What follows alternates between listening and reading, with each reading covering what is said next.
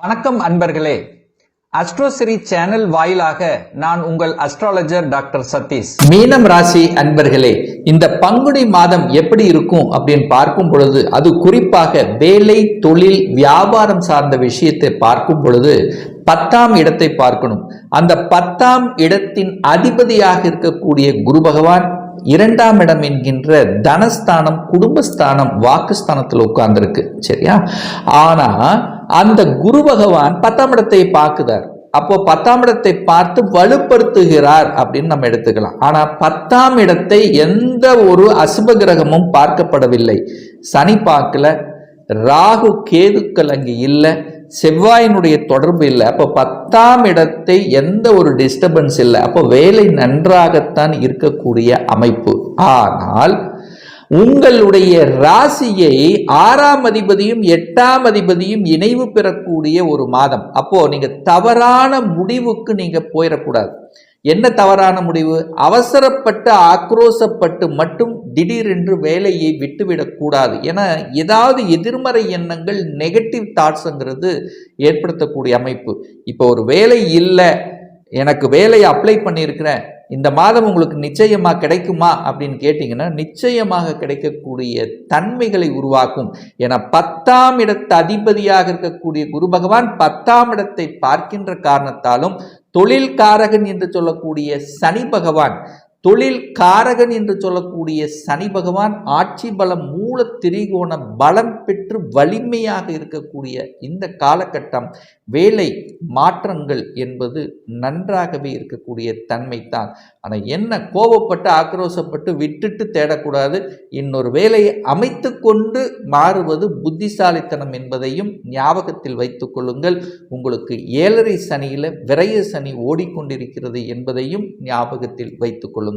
2ஆம் இடத்தில் குரு பகவான் இருக்கார். தனக்காரகன் தனஸ்தானத்தில் இருப்பது சிறப்பு. ஏதாவது ஒரு ரூபத்தில் தனம் என்பது உங்களுக்கு வந்து கொண்டே இருக்கும் அப்படிங்கிறது அமைப்பு. ஆனா தனஸ்தானாதிபதி எங்க இருக்கார்? 12ஆம் இடமான விரயஸ்தானத்தில் இருக்கார். அப்போ பணம் வருகிறது, அதற்கு தகுந்த மாதிரி செலவும் உங்களுக்கு ஆகிறது.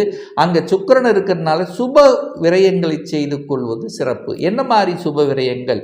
ஒரு வீடு வாங்கணும், ஒரு வண்டி வாகனம் மாற்றணும் அப்படின்னு ஆசைப்பட்டிருந்தவர்கள் அந்த வேலையை செய்து கொள்ளலாம் அப்படிங்கிறதையும் ஞாபகத்தில் வச்சுக்கோங்க. ஏன்னா மற்றவர்கள் கேட்கிறார்கள், எனக்கு பணம் கொடுங்க, நான் ஏதாவது ஒன்று செய்கிறேன், ஒரு 3 மாதத்துக்கு அப்புறம் உங்களுக்கு பணத்தை திருப்பி தரேன். ஸோ இந்த மாதிரியான வாக்குறுதிகளை நம்பி பணத்தை கொடுத்துட்டு பின்னாடி கஷ்டப்படக்கூடிய தன்மைக்கு ஆட்படாதீர்கள் என்பதையும் ஞாபகத்தில் வைத்துக் கொள்ளுங்கள். ஏன்னா உங்கள் ராசியிலேயே ராகு பகவான் உட்கார்ந்திருக்கார். கூட சூரியன் 6க்குரியவன், கடன், நோய் எதிர்ப்பு, பகை என்று சொல்லக்கூடிய அந்த சூரியனும் அங்கு உட்கார்ந்திருக்கு. ஆனால் இந்த பங்குனி மாதம் 18ஆம் தேதி அன்று, அதாவது மார்ச் மாதம் 31ஆம் தேதி சுக்கிர பகவானும் அங்கு கூட வந்து உட்கார்றார். சுக்கிரன் 8க்குரியவன், அட்டமாதிபதி. ஸோ 6க்குரியவனும் 8க்குரியவனும் இணைவு பெற்று ராகுவோடு சேர்ந்து உங்கள் ராசியில் இருக்கிறதுனால உங்களுடைய குழப்பத்தை கொடுக்கும். எதிர்மறை எண்ணங்கள், நெகட்டிவ் தாட்ஸுகளை கொடுக்கும். உடல்நலத்திலும் சின்ன சின்ன ஏதாவது ஒரு தொந்தரவுகள், ஹீட்டு, உஷ்ணம் சம்பந்தப்பட்ட தொந்தரவுகள் வருவதற்கான வாய்ப்புகளும் இருக்கிறது. ஸோ அதை நீங்கள் இது பண்ணிக்கிங்க. எந்த ஒரு விஷயமாக இருந்தாலும் புதிய விஷயத்தை நீங்கள் செய்யும் போது ஒரு தடவைக்கு 2 தடவை யோசித்து செயல்படணுங்கிறதையும் ஞாபகத்தில் வைத்துக் கொள்ளுங்கள். ஏன்னா இங்கே ராகு சர்ப்ப கிரகம், பாம்பு கிரகம் என்று சொல்லக்கூடிய அந்த விஷத்தன்மை கொடுக்கக்கூடிய அந்த ராகு உங்க தலை மூளையிலேயே உட்கார்ந்திருக்காருங்கிறதையும் ஞாபகத்தில் வச்சுக்கோங்க. 3ஆம் இடத்தில் சந்திரன் உட்கார்ந்திருக்கார். அப்போ இந்த மாத தொடக்கத்தில் சந்திரன் 5க்குரியவன், பூர்வ புண்ணியஸ்தானத்தின் அதிபதியாக இருக்கக்கூடிய சந்திரன் உச்சபலத்தோட வலிமையா இருக்கார். அப்போ பார்த்துக்கலாம் அப்படிங்கிற என்ன ஓட்டங்களும் உங்களுக்கு இருக்கும். எதனாலும் பார்த்துக்கலாம், எதனாலும் செய்யலாம் அப்படிங்கிற அந்த எண்ண ஓட்டங்களையும் உங்களுக்கு கொடுக்குங்கிறதையும் ஞாபகத்தில் வைத்துக் கொள்ளுங்கள். ஏன் சொல்றேன்னா, இந்த மீன ராசி அன்பர்களுக்கு ஒரு ஆகாத ஒரு கிரகம் அப்படின்னு சொன்னா அந்த சுக்கிர பகவான் 3க்கும் 8க்குரியவன், அவரும் போய் உங்க லக்னத்தில் அமர்ந்து உச்ச பலத்தோட தான் இருக்கார். அப்போ என்ன, காசு பணத்தை தரும், ஆனால் அதே சமயத்தில் மனம் ரீதியான விஷயங்களில் கொஞ்சம் கவனமாக இருக்கணும். வம்பு வழக்கு சம்பந்தப்பட்ட எந்த ஒரு விஷயத்துக்கும் போகாமல் இருப்பதும் உங்களுக்கு சாதிச்சிருந்தது. படிப்பு சம்பந்தப்பட்ட விஷயங்கள் அனுகூலத்தை தருமா அப்படின்னா நிச்சயமா குருவோட புதன் பகவான் இணைய போகிறார். எப்போ? இந்த பங்குனி மாதம் 13ஆம் தேதி, மார்ச் 26ஆம் தேதி குருவும் புதனும் இணைந்து அந்த 2ஆம் இடத்துல இருக்கிறதுனால படிப்பு சார்ந்த விஷயங்கள் திறம்பட இருக்கக்கூடிய அமைப்பு. என்ன படிக்கணும்னு நீங்கள் ஆசைப்படுறீங்களோ அந்த ஆசைகள் எண்ணங்கள் நிறைவேறுவதற்கான வாய்ப்புகள். ஒரு இன்ஜினியர் ஆகணும், ஒரு டாக்டர் ஆகணும், ஒரு வக்கீல் படிக்கணும், ஒரு சிஏ படிக்கணும். ஸோ இந்த மாதிரி என்ன ஓட்டங்கள் உங்கள் மனதில் இருக்கிறதோ அந்த எண்ணங்கள் சக்ஸஸ் ஆகக்கூடிய வகையில் தான் இந்த மாதம் உங்களுக்கு சிறப்பாக இருக்குது. 6ஆம் இடத்தை, அதாவது ரணரோக சத்துருஸ்தானம் என்று சொல்லக்கூடிய கடன் நோய் எதிர்ப்பு பகை என்று சொல்லக்கூடிய இடத்தை பார்த்தீங்கன்னா அந்த சனி பகவானும் செவ்வாயும் பார்க்குறாங்க. குருவும் பார்க்கறதுனால தேவையில்லாத கடன்களை தவிர்த்து விடுவதும், எதிர்ப்புகளை வலுக்கக்கூடிய தன்மை இருக்கிறதுனால இந்த எதிர்ப்பு வந்தால் அதை விலகிச் செல்வதும் உங்களுக்கு சிறப்பை ஏற்படுத்தும். இல்லைன்னா என்ன ஆகும்? எதிர்ப்பு உருவாகும், அதை ஃபேஸ் பண்ணுவீங்க, அதற்கப்புறம் ஜெயிப்பீங்க.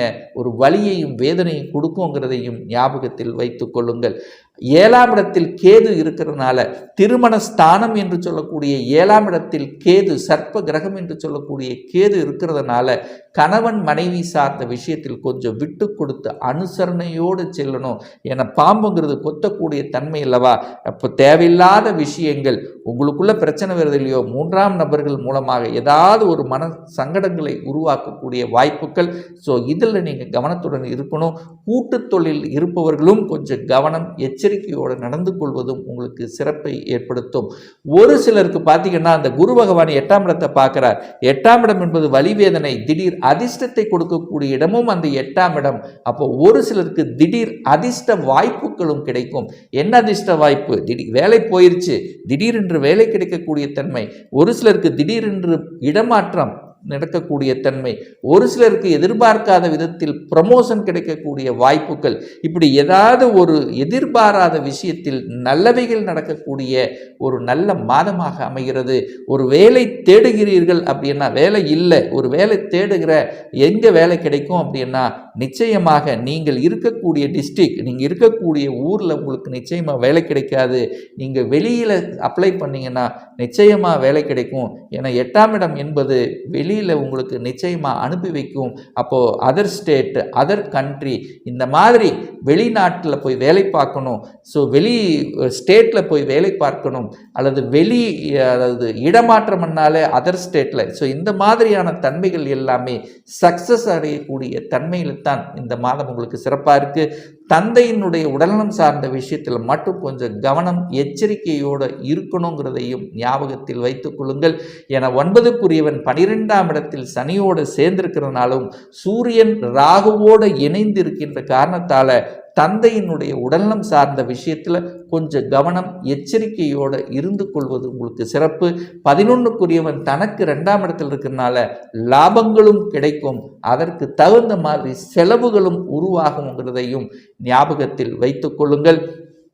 ஒரு சிலருக்கு பார்த்தீங்கன்னா திடீர் அதிர்ஷ்ட வாய்ப்புகள், நான் ஏற்கனவே சொன்ன மாதிரி லாட்டரி, இந்த மாதிரியான விஷயங்கள் திடீர் அதிர்ஷ்ட வாய்ப்புகள் கிடைக்கக்கூடிய தன்மை. ஒரு சிலர் அந்த சனி பகவான் குருவை பார்க்கறதுனால ஆன்மீக சுற்றுலா செல்லக்கூடிய தன்மை, யாத்திரைகள் செல்லக்கூடிய தன்மை, கோயில்களுக்கு, புனித கோயில்களுக்கு செல்லக்கூடிய தன்மை, ஒரு சிலர் கோயில் கட்டுவதற்கு உதவக்கூடிய தன்மைகள், இந்த மாதிரி ஆன்மீகம் சம்பந்தப்பட்ட விஷயங்களில் அனுகூல வாய்ப்புகளை கொடுக்கக்கூடிய ஒரு நல்ல மாதமாக அமைகிறது. அதே சமயத்தில் பார்த்தீங்கன்னா அந்த விரயஸ்தானத்தில் சனி இருக்கிறதுனால ஒரு சிலருக்கு பார்த்தீங்கன்னா சுக்கிரனும் உச்சபலத்தோடு இருக்கக்கூடிய காலகட்டமாக இருக்கிறதுனால பழைய வாகனங்களை விற்றுவிட்டு புதிய வாகனங்களை வாங்கக்கூடிய யோகமும் இருக்கிறது. ஒரு சிலர் பார்த்தீங்கன்னா கட்டின வீட்டை விலைக்கு வாங்கக்கூடிய யோகமும் இந்த காலகட்டம் உங்களுக்கு சிறப்பாக இருக்கிறது. ஒரு நல்ல தெய்வ வழிபாடு அப்படின்னு எடுத்துக்கொண்டால் உங்கள் ஜென்ம ராசியிலேயே ராகு இருக்கின்ற காரணத்தால், அதே சமயத்தில் 7ஆம் இடத்தில் கேது இருக்கிறதுனால ஒவ்வொரு நாளும் நீங்கள் பார்த்தீங்கன்னா விநாயகரை வழிபட்டு செல்வது உங்களுக்கு சிறப்பு. அதே சமயத்தில் துர்க்கையம்மனுடைய வழிபாடும் இந்த மீனராசினருக்கு உகந்தது அப்படின்னு சொல்லுவேன் இந்த மாதத்தில்.